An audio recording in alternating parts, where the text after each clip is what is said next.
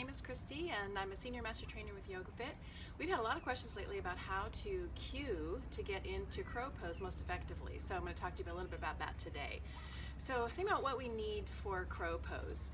We need definitely some strength and endurance in the upper body, the arms, we need the shoulders and the chest to be strong, but the real strength we need here is in the core. So thinking about what we need to do before we come into crow pose, it's generally done in Mountain 2 towards either the middle or the end of Mountain 2, or maybe even at the beginning of Mountain 3 when we're really warmed up. So all of our standing poses, our warrior poses are going to help warm us up generally.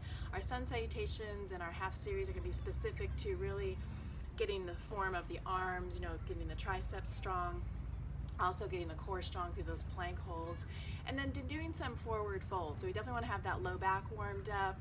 So think cat-cow in our Mountain 1, and then forward fold in our Mountain 2.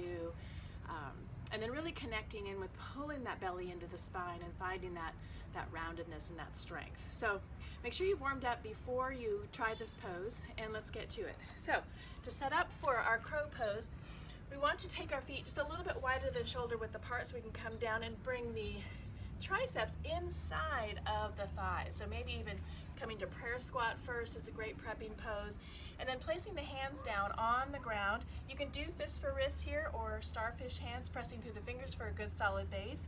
And then I want to bring my thighs, my adductors, on the outside of my triceps and practice squeezing in. I like to do this little flow here to just practice bringing the elbows in so they're eventually going to stack right over the wrists and they're not splayed out.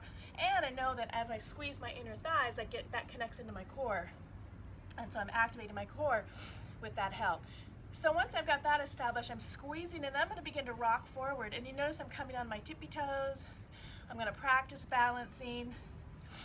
But I really am, the key here then is to get the balance is to pull the belly in, round the back, as we glide forward. It becomes very effortless, and then we pick the feet up, we just tuck up our landing gear, and we can practice back and forth like that a few times.